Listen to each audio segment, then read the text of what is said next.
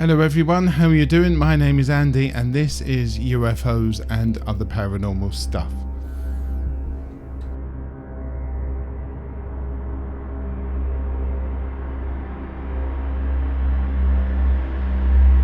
First things first, ladies and gentlemen, what do you think of this? I finally got it through the post today. It has come. It's the official UFOs and other paranormal stuff podcast t-shirt, available in black or like this one, navy blue, although it looks black on the screen.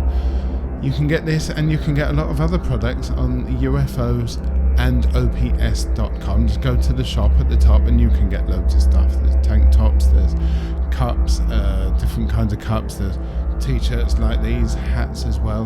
Have a little look and don't forget, before the 31st of December I think it is, if you type in UAP 2022 you will get a 20% discount.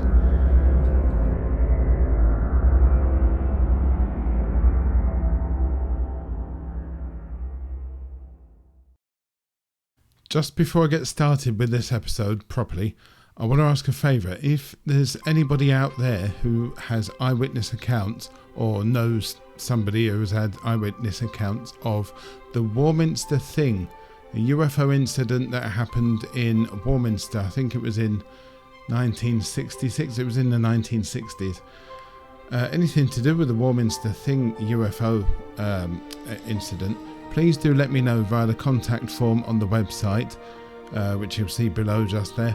But also if you go on the Facebook groups, UFOs and other paranormal stuff, contact me through there. I would like to know. I would like to do a podcast about that in the future. And it's a UFO incident I think was widely reported back in the day, but not so much is known about it now, especially by me. And that has to be rectified. So yeah, if you can, just send me a message, send me anything, even a voice note if you can, and I'll get back to you. Thank you very much. Today's episode, ladies and gentlemen, is called The Silent Twins, and it is about a pair of twins, two girls born on the 11th of April in 1963. June and Jennifer Gibbons were identical twins who grew up in the Welsh town of Haverfordwest. Their parents, Gloria and Aubrey Gibbons, came to Britain from the Caribbean country of Barbados in the 1960s as part of what was known as the Windrush Generation. Windrush Generation was a name given to Caribbean immigrants who migrated to Britain in the years following World War II to help regenerate Britain, basically. Now, including June and Jennifer, the couple had 3 other children. There was Greta, there was David, and there was Rosie.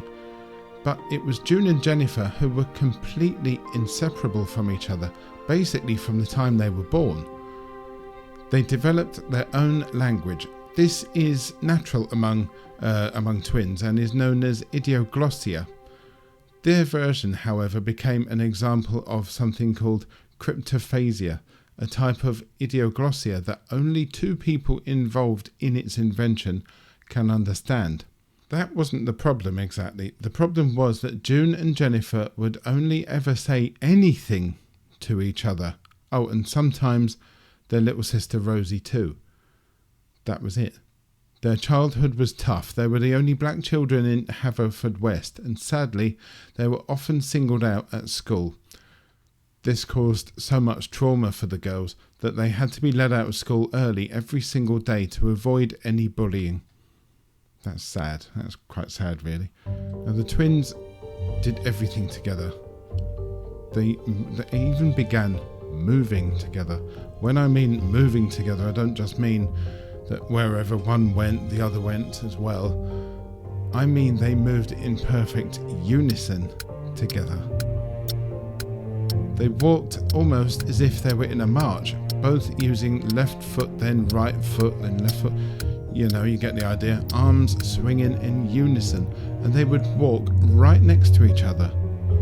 A teacher followed them home one day and reported that the girls never deviated from this at all. When either one of the girls folded their arms, for example, the other one would do the exact same. When one stood up, the other one would stand up too. And they made the actions at the exact same time. The sisters became much more reserved and eventually they spoke to no one accept each other. Not even their little sister Rosie anymore. But they did talk to their dolls. When Aubrey, the girl's father, would eavesdrop on his daughters talking to each other or to their dolls, he could not understand what they were saying. He would be able to catch the odd word, but to Aubrey, it sounded like June and Jennifer were speaking in a foreign language. They stayed on at school, but they refused to read and write. In the early 1970s, a school nurse was giving pupils vaccinations. They noted that the girls were completely impassive to the injections. Normally a kid would jump at the sight of a needle, or especially when the injection is going in. They wouldn't be too happy about it. But these two girls were just completely impassive to it. They made no noise at all. They didn't even wince. The doctor likened it to them being in a trance-like state and decided to notify a child psychologist. He had seen this kind of behaviour before, but only in severely traumatised war veterans. June and Jennifer began to see a succession of therapists who tried to get them to communicate with other people. Unfortunately, because of the girls' muteness, none of them could supply a diagnosis. Maybe the girls don't know how to talk. Maybe they did, but they just didn't want to. If they did know how to talk but were refusing to do that, that could have some pretty disturbing implications. Because if this was all just an act by the girls, it was the most committed performance that any of the doctors and specialists had ever seen.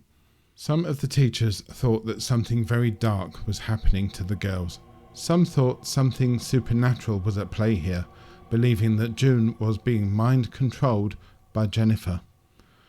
Speech therapists said that they could see that June really wanted to tell things, but something would happen.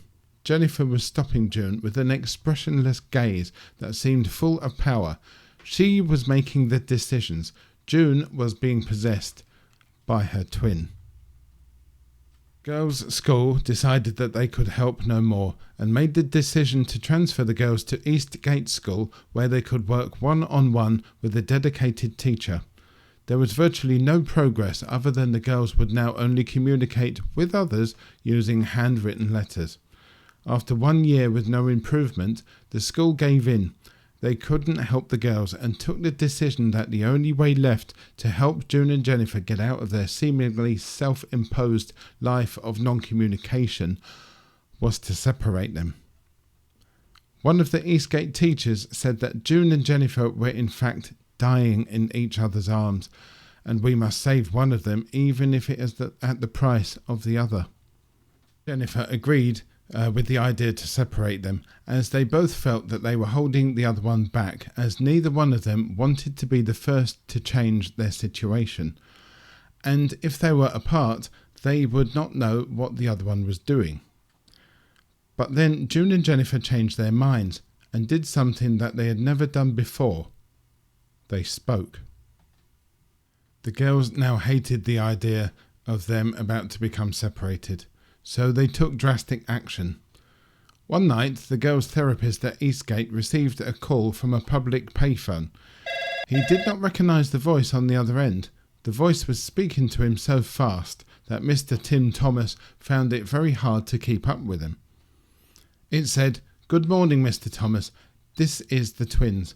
We're sorry about what happened today. We'd like you to know that if you don't separate us, we'll be talking again next week." Tim Thomas was shocked by the phone call. Had he really heard one of the Gibbons twins speaking for the first time? He had trouble believing it until another teacher told him that they had received the same call and the same message. He told the school about the call, but any hope of progress was short-lived. The girls maintained their silence. They acted as if the phone call had never taken place. So with that, it was decided that one of the girls would be sent to a boarding school in an attempt to break this self-inflicted silence. When the school told the twins, it provoked an unprecedented reaction. Jennifer gave June a very menacing glowering, and she started attacking June. scratching her with the long nails just below the eye. The girls ran after each other really fought each other really hard, drawing blood and pulling out hair. Such was the viciousness of the fight that the staff were too shocked to try to break it up. As Ashley Flowers put it in her podcast, the usually silent twins were now female gladiators. When the staff managed to stop the girls fighting, June and Jennifer instantly went limp, defeated. Jennifer stayed at Eastgate while June was sent to St David's Adolescent Unit, a boarding school. Being away from Jennifer, June became catatonic, refusing to move as well as the usual refusal to talk. Staff had to pick her up and move her around the building, propping up her body when they sat her down. She cried. June cried for hours in silence. The only time she would stop crying was when she spoke to Jennifer on the telephone. This upset the others at St David's. Other staff and students could see how much power Jennifer had over June. It was as if Jennifer had June on a leash. Some felt that Jennifer was using some sort of black magic on June. One stated her belief that June could have been a normal, popular young girl if she had been released from her sister's grip. June, however, seemed reluctant to let that happen, and soon she started to hunger strike. The staff at St David's did not bother to force feed her, and she relented, reunited the twins, placing June back under Jennifer's control. Any hope of the twins' silence being broken was now lost, and Eastgate washed their hands of the Gibbons twins, Jennifer and June. At the age of 16, the girls signed on with the local unemployment benefit office. They enjoyed their newfound freedom. This was, after all, exactly what the girls had wanted, to be left alone with each other and their dolls. They let their imaginations run wild as they wrote and then acted out plays using the dolls as the characters. June and Jennifer were immersed in a soap opera. They had created a very detailed backstories for each of their dolls' personal lives. They would have their dolls marry each other, divorce, and when they decided that a doll had done its bit, dying. The dolls went to church, school, parties, and held down jobs too. The twins spent hours creating props for the dolls to use and clothes for the dolls to wear. Could the girls be using the dolls to live their lives for them? It would seem that Jennifer and June were using the dolls to communicate with each other. The stories that the dolls acted out served as a life surrogate, if you like, for June and Jennifer. The thing is, all the while they were doing this, they were still not talking to anyone, and hardly talking to each other either. And they still had to continue their synchrony as well, agreeing with each other beforehand all of the actions that they would make with the dolls while playing.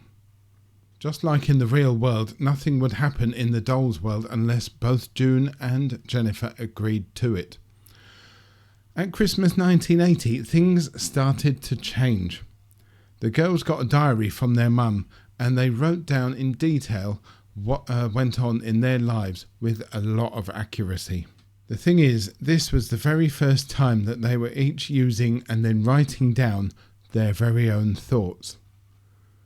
That seemingly threw the power dynamics of their twinship into question. They had always seen themselves as the same person. They would call the other one Jay, for example. But these diaries allowed the girls to express themselves on a level that they had never been used to before, the level of individuality. Analysis of Jennifer and June's diary entries shows that the girls seemed to find the other wanting. For the first time in their lives, they found that they were not equal and started resenting each other for that. Neither of the girls had the strength of mind to break their pact of silence and synchrony, and the diaries were allowing the girls to be separate. They found this concept of normality daunting, but blamed the other for not allowing it to have happened sooner. They started to really despise each other. Jennifer wrote, "Jay cannot be my real twin. My real twin was born at the exact same time as me, has my looks, my ways and my dreams and my ambitions. He or she will have my weaknesses, failures and opinions. All this makes a twin. No differences. I can't stand differences. By this time the girls were 17. They had gone through puberty. They were still locked together in the life that they had always had. They wanted the things that their dolls have: lives, friends, love. With that, they decided to try to go out into the world and see if they could be two different people. The people that they had yearned to be. The girls tried, but they could not start relationships as the silence that they had tried but failed to break got in the way, obviously. They decided to go after a boy that had once defended them during their days at Eastgate. June and Jennifer got all dolled up and went to the town where the boy had lived when they knew him before. But by this time he had left and gone back to the United States, where he was originally from. But the girls decided that they would go with his brothers instead. At first this was exciting to them. It was effectively a new life. But the new life entailed heavy drinking and doing drugs. We all know that alcohol loosens the tongue, and add substance abuse to that and the tongue has a mind of its own. The twins were now loosened up, and their silence had been with them for their whole lives was nowhere to be seen. All the while they were drunk. But this time with the boys brought confusion to June and Jennifer. See, all the while the girls were having a good time and enjoying themselves, the boys didn't even like the twins. They just tolerated them. Then Jennifer did something that made her very different from her twin sister June. She lost her virginity to one of the boys. Jennifer had spent years demanding that the girls act exactly the same way, as she was scared that June might outshine her. It was indeed Jennifer that took this huge step, trying to make herself the more attractive, lovable, friendly sister and the more desired sister. She now saw herself as a woman, while June was just a little girl still. Their equality was gone. This created anger in the girls, and that anger became a burning rage. 2 days after the deed was done with one of the boys, Jennifer attacked June again. While arguing about the volume of the radio, Jennifer took the radio's power cable and wrapped it tightly around the neck of her sister until June begged her to stop. She stopped.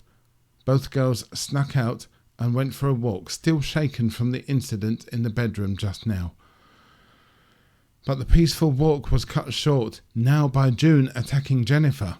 She pushed Jennifer off of a bridge and into a raging river. She jumped in after Jennifer, but only to try to finish the job. It was only when car headlights hit upon the girls did they stop fighting in the water. June pulled Jennifer back to the bank and said, "I love you." Jennifer, while still spitting out water, replied, "I love you." After all this, it was obvious things were never going to be the same. The girls went absolutely out of control. The girls would wander the neighbourhood, break into people's homes and vandalise them, and then upon leaving would report these break-ins to the police by using a public telephone. The police ignored them as they did not have enough evidence. With the police not doing anything, the girls upped their game. They broke into a tennis club, doused ethanol everywhere, then set the place on fire. The next day, they burned down a tractor store. The police could not ignore the crimes now. Serious damage had been caused. A few weeks later, plainclothes police placed in the area on a hunch heard a window break. When they arrived at the broken-into building, they found the girls with a lit match and a bottle of ethanol each. They had been caught red-handed. When the police raided their house and their bedroom, they found all the items that the girls had stolen from the previous break-ins. Their most recent diary entries described the beautiful flames that the tractor store made as it went up. The once silent, lifeless twins had become criminals together, and they were placed in prison. When the girls were first placed in the prison cell, they just stood there for hours, holding their bed sheets. Warders had to go in and make the beds for them, place the girls into the beds, actually put their heads on the pillows and even closed their eyes for them. The girls completely regressed back to the way they were at school. Complete silence, complete synchrony, no eye contact. They did, however, enter into a pact with each other, a pact with very high stakes, a starvation pact. They would alternate which one would eat one day and which one would eat the next day. They went to a hospital ward, and while they were there, doctors decided to separate the twins and get them away from this cycle of destruction. But things got worse, as by separating them, neither of them knew if the other one was eating or not, and so they both flatly refused to eat. Staff noticed that the girls were in perfect sync with each other while they were parted. If one was reading a book, the other one was reading a book too. If one was walking around, staff would find the other one walking around too. If June was asleep, so was Jennifer, and all this would happen when they were in other parts of the building. They couldn't even see each other, yet when they were together, they would fight viciously. June referred to Jennifer as her shadow, and wrote in her diary that the day without her shadow was coming. She would ask herself, how can I get rid of my shadow?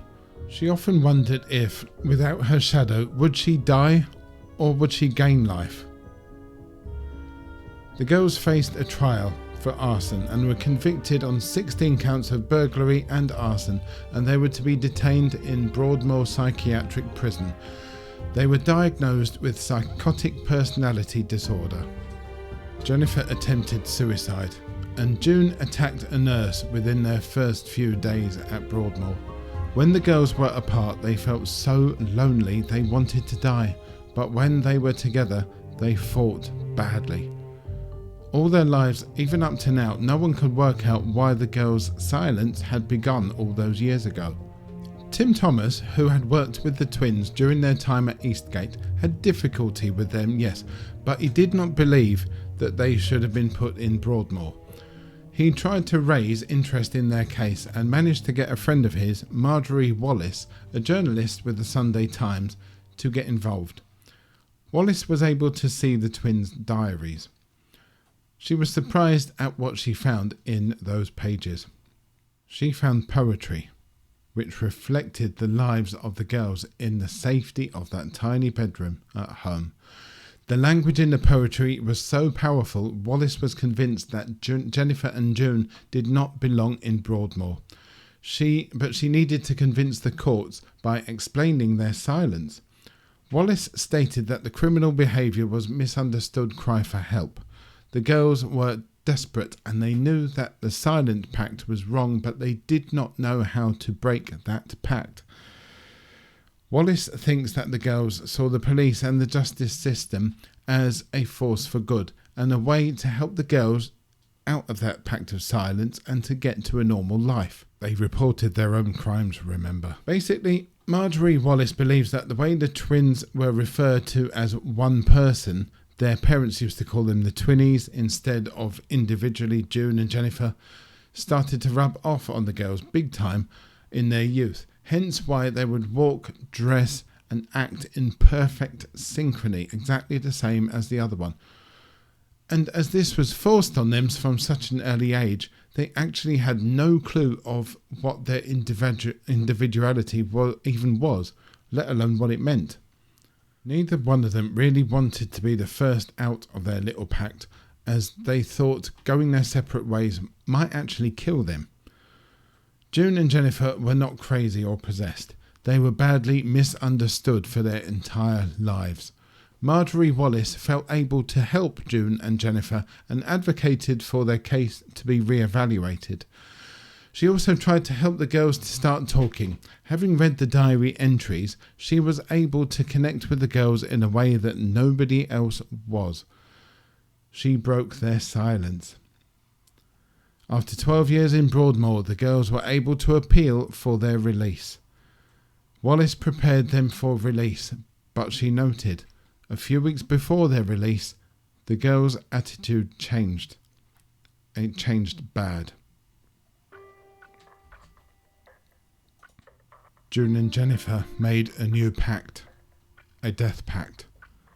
The girls told Wallace that when they were released, one of them was going to die. Wallace tried to reassure them and did not want to hear anything more about this death pact. They were released on the 9th of March in 1993. The day before that, Jennifer had been sick twice.